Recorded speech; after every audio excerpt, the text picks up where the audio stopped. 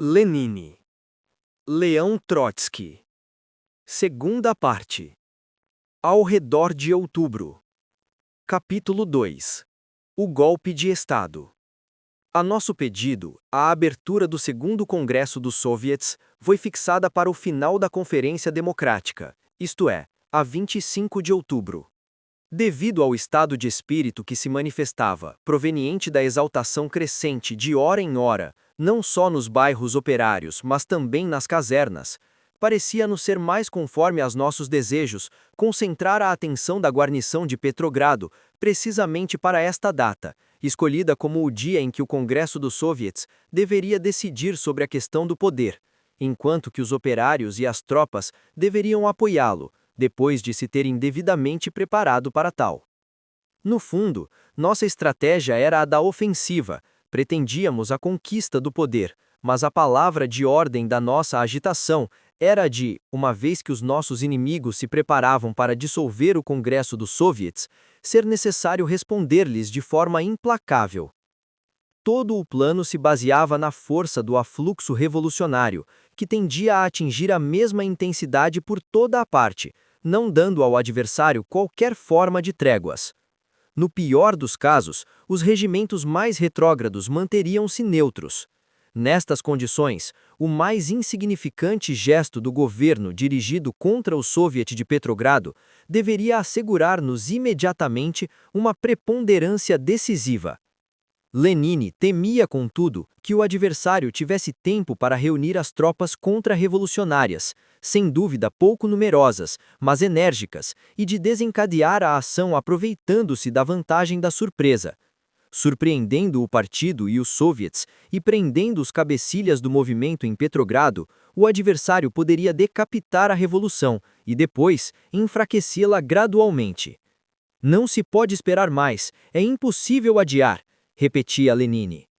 Foi nestas condições que se realizou em fins de setembro ou princípios de outubro, na habitação dos Sukhanovs, a famosa sessão noturna do Comitê Central.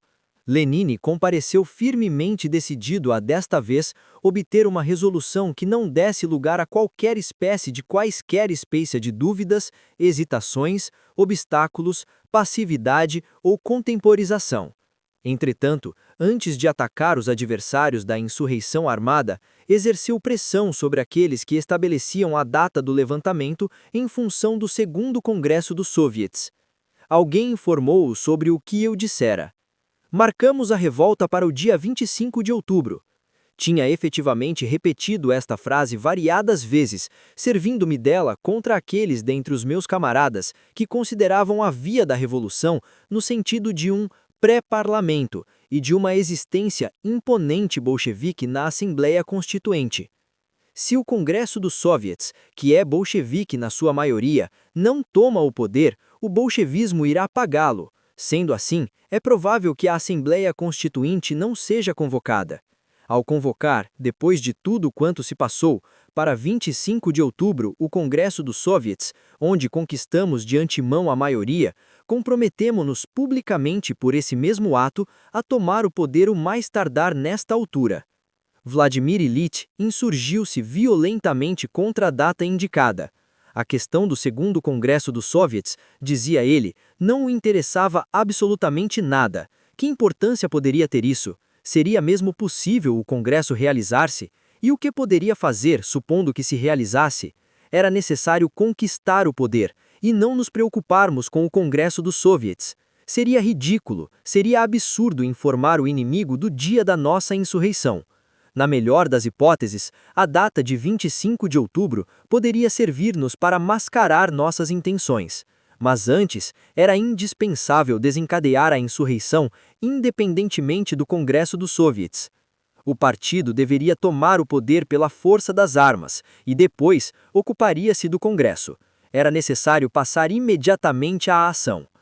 Tal como nas jornadas de julho, em que Lenine esperava firmemente vê-los fuzilar-nos, ele ainda agora imaginava todos os detalhes relativos à situação do inimigo, concluindo assim que, do ponto de vista da burguesia, seria melhor surpreender-nos pela força das armas, desorganizar a revolução e depois destruí-la peça por peça.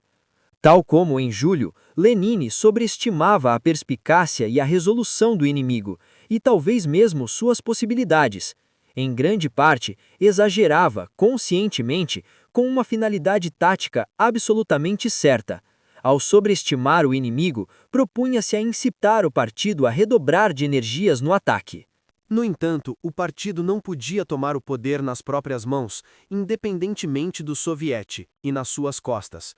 Constituiria um erro, cujas consequências se manifestariam até mesmo na conduta dos operários, podendo tornar-se extremamente lamentável no que se referia à guarnição. Os soldados conheciam o soviete dos deputados, conheciam a sua secção, não conheciam o partido senão através do soviete, e se a insurreição se fizesse com o desconhecimento deste e sem ligação com ele, sem estar coberta pela sua autoridade, sem se afirmar clara e nitidamente aos olhos de todos como o resultado da luta pelo poder dos sovietes, este fato poderia causar uma perturbação perigosa no seio da guarnição. Também não deverá esquecer-se que ainda existia em Petrogrado, simultaneamente com o soviete local, o antigo Comitê Executivo Central Pan-Russo, à cabeça do qual se encontravam socialistas revolucionários e mencheviques. A este comitê apenas poderia opor-se o Congresso dos Sovietes. Finalmente, destacaram-se 3 grupos no Comitê Central: os adversários da tomada do poder, que a lógica da situação forçou a renunciar à palavra de ordem, todo o poder aos sovietes; Lenin, que exigia a organização imediata da insurreição, independentemente dos sovietes; e o último grupo, englobando o que restava, que julgava necessária uma ligação estreita entre a insurreição e o segundo Congresso dos Sovietes, e, consequentemente, fazer coincidir uma com o outro. De qualquer modo, insistia Lenin, a tomada do poder deverá preceder o Congresso dos Sovietes, senão sereis aniquilados e não conseguireis convocar nenhum congresso. Foi proposta finalmente uma resolução segundo a qual a insurreição deveria eclodir o mais tardar a 15 de outubro. Recordo-me que quase não houve discussão a respeito desta data. Todos compreendiam que o dia fixado apenas tinha um valor aproximado, servindo para nos orientar, e que, de acordo com os acontecimentos, seria possível antecipá-lo ou adiá-lo um pouco. Tratava-se, porém, de uma questão de dias, não mais. Era absolutamente evidente a necessidade de uma data tão próxima quanto possível. Os debates principais nas sessões do Comitê Central tiveram por objeto, como é evidente, lutar contra os membros do comitê que se opunham em geral à insurreição armada. Não irei reproduzir os 3 ou 4 discursos que Lenin pronunciou durante a última sessão acerca dos seguintes pontos: seria necessária a tomada do poder? Seria oportuna? Conseguiriam conservá-lo uma vez tomado? Lenin escreveu nesta época e posteriormente vários artigos e brochuras sobre o mesmo assunto. O desenvolvimento das ideias nos discursos efetuados durante as sessões foi, evidentemente, o mesmo. Porém, o que é intraduzível, o que não se pode reproduzir, é o espírito destas improvisações veementes, apaixonadas, todas elas penetradas do desejo de transmitir aos opositores, aos hesitantes, aos irresolutos o seu pensamento, a sua vontade, a sua certeza, a sua coragem. Porque, finalmente, o que então se decidia era o próprio destino da revolução. A sessão terminou à hora adiantada. Cada um sentia-se mais ou menos no estado de alguém que tivesse sido submetido a uma operação cirúrgica. Uma parte daqueles que tinham assistido a esta reunião, estando eu incluído nesse número, passou o resto da noite na habitação de Sukhanov. É sabido que a marcha ulterior dos acontecimentos prestou-nos um grande auxílio. A tentativa feita por pôr de licença a guarnição de Petrogrado conduziu à criação do Comitê de Guerra Revolucionário. Foi-nos dada, assim, a possibilidade de legitimar a preparação da insurreição pela autoridade do soviete e ligar a nossa causa a uma questão cuja própria existência dizia respeito a toda a guarnição. No intervalo de tempo que mede entre a sessão do Comitê Central acima descrita e o 25 de outubro, apenas recordo ter tido uma única entrevista com Vladimir Ilyich, sendo confusa até mesmo esta recordação. Quando se verificou? Entre 15 e 20 de outubro, sem dúvida. Lembro-me que tinha extrema curiosidade em saber o que pensava Lenin do caráter defensivo de um discurso que havia pronunciado numa sessão do Soviete de Petrogrado. Declarei que os rumores que corriam acerca de uma insurreição armada, preparada por nós para 22 de outubro, jornadas do Soviete de Petrogrado, eram falsos. Preveni que responderíamos a qualquer ataque com um contra-ataque decidido e que levaríamos as coisas até o fim. Lembro-me que no decorrer desta entrevista, o estado de ânimo de Vladimir Ilyich era mais calmo e mais confiante, diria até mesmo menos desconfiado. Não somente não encontrou nada a criticar no tom aparentemente defensivo do meu discurso, como o achou perfeitamente apropriado para adormecer a vigilância do inimigo. Contudo, abanava a cabeça de tempos a tempos e perguntava: mas será que nos prevêem? Não cairão sobre nós de improviso? Demonstrei-lhe que tudo correria quase que automaticamente. Durante esta conversa, ou pelo menos durante uma certa parte dela, o camarada Stalin estava presente, julgo eu. De resto, é possível que eu esteja confundindo aqui duas entrevistas. De um modo geral, devo dizer que, em relação aos últimos dias que antecederam o golpe de Estado, as minhas recordações encontram-se como que comprimidas na memória, e é muito difícil extrair alguma coisa delas, entendê-las, colocá-las de novo no lugar. Deveria rever Lenin a 25 de outubro, em Smolny, no próprio dia do grande acontecimento. A que horas? Não faço a mínima ideia. Provavelmente lá para a noite. Lembro-me muito bem que Vladimir Ilyich começou por pôr uma questão carregada de ansiedade acerca das conversações que mantínhamos com o Estado-Maior do Exército de Petrogrado sobre o destino da guarnição. Segundo os jornais, as conversações aproximavam-se de uma conclusão favorável. Caminhais para um compromisso? Perguntou Lenin, penetrando-nos com o olhar. Respondi que tínhamos lançado propositadamente nos jornais esta notícia tranquilizante, que era apenas uma astúcia de guerra no momento em que se iniciava a batalha geral. Ah, isso está bem, retorquiu Lenin com uma voz cantante e alegre e, retomando toda a sua energia, pôs-se a percorrer o quarto esfregando as mãos. Isso está bem. Geralmente, Ilyich gostava de estratagemas. Enganar o inimigo, tratá-lo como um papa-moscas. Não será isso que se poderá imaginar de mais delicioso? Mas no caso presente, o estratagema tinha uma importância muito particular. Significava que entráramos já em plena ação decisiva. Direi qual era então o avanço das operações militares. No momento, detínhamos na cidade um bom número de pontos importantes. Vladimir Ilyich reparou, ou talvez eu lhe tenha mostrado, num cartaz acabado de imprimir na véspera, que ameaçava de execução sumária todo aquele que tentasse praticar a pilhagem durante o golpe de Estado. No primeiro instante, ficou desconcertado, parecendo mesmo invadido da dúvida. Porém, disse logo a seguir: está bem, é justo. Debruçava-se avidamente sobre todos os pequenos pormenores do grande empreendimento. Tratavam-se para ele de provas indiscutíveis de que desta vez se avançava, de estar passado o Rubicão e de já não ser possível um retrocesso. Recordo-me da enorme impressão que produziu em Lenin o facto de eu ter chamado, através de uma ordem escrita, uma companhia do regimento de Pavlovsky para assegurar a publicação do jornal do partido e dos sovietes. E então, a companhia saiu? Absolutamente. Os jornais estão a ser compostos? Sim, estão a andar. Lenin ficou entusiasmado, o que se manifestava por exclamações e risos, esfregava as mãos de contente.